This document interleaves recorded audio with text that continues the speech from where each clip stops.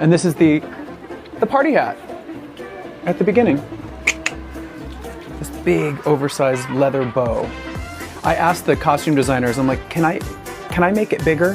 Because at one point in time it was small, and they said, yeah, you can have a big bow. The glue stick is necessary for making the brows disappear.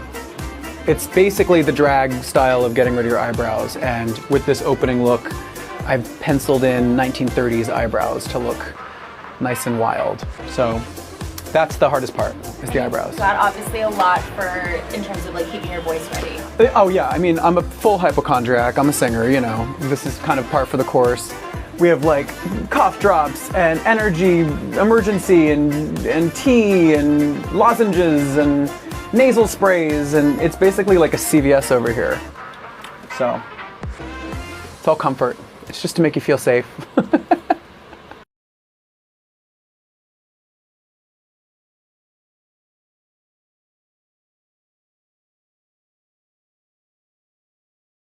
It was really exciting. I mean, definitely nerves were like, you know, we had a lot of adrenaline, but it landed. It was a very solid show.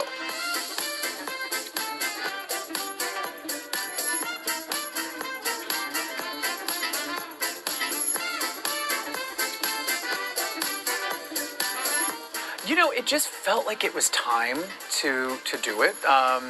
I've been wanting to get back into theater for some time. I mean, it's definitely a big part of who I am. It reminds me of being younger, it reminds me of my childhood, it reminds me of my formative years, and I missed theater people. I missed working in a team together to put something on for an audience, and I actually don't even know how this came up. I think it was like I went to go see it in London, and we started talking with the people that put it together, and it just became a open, ongoing conversation. And it was like, okay, what about New York? And I thought that would be amazing. Yeah, this role feels like it's in my wheelhouse. I mean, it's always been on like the short list of parts I would love to play. I feel like there's so much room for interpretation with him, and he's so sort of enigmatic and abstract. You know, and Eddie was a big part of that. Eddie Redmayne created this role in this production and created this sort of puppet master energy. And so I've definitely, you know, been impressed by that and taken that with me, and that is a big part of what I'm doing here. And then I sort of put in my own ridiculous, camp, queer, flamboyant energy as much as I possibly could. I brought a little of my lived experience to the part. I've definitely, you know, been at a lot of parties. Back when I was like in my early 20s, I traveled to Germany actually to do another musical called Hair. But I lived in Berlin for about like 6 months. And that was such a formative time for me. And I saw some things in nightlife that I had never seen before. Berlin was very wild. It still is. But in 2003, I think it was, I was seeing things there that I did not see in the United States. And I guess in a way, it's kind of a love letter to that experience as well. Kind of taking the audience down this sort of little naughty, secretive little path. I like it. You know, I just had such a good time. I mean, I got to like sing all this great music. I got to meet great people. I think just that adrenaline rush of being on television in front of that many millions of people was definitely something new that I had never experienced before. And I think for me, that kind of made me realize, you know what, I can do a lot more than I thought that I could do. You know, it gave me confidence. This is a full-time job. I mean, the thing about theater, and to anybody that wants to come experience it and buy a ticket, the thing you have to realize is that everybody on stage does this because they love it.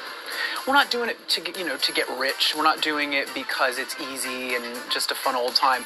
It's a lot of work, 8 shows a week, you know, for these audiences, but you're seeing on stage like a group of people that love what they do.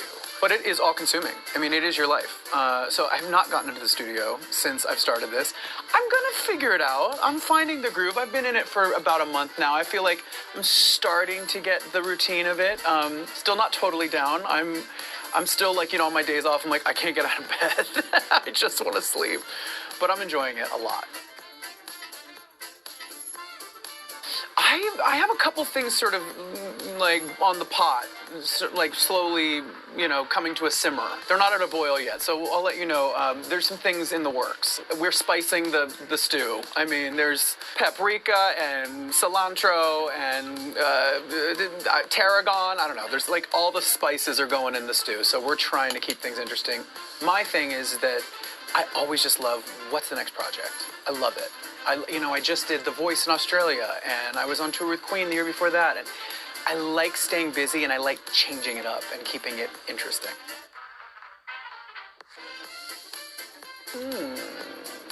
I don't know. That's a good question. I haven't really thought about it. Let me think. Let me think on that. That's a really good question, but I feel like I have to be responsible with the answer. Yeah, because there's lots of iconic people who Yeah. before you. Yeah, I mean, I have Mason Alexander Park, who I've seen perform some of these songs online, is amazing, and played it in London.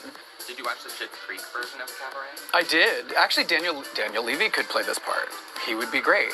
He'd be really great. I don't know what his singing is like. I don't know if he can sing, but he's funny. He's definitely funny.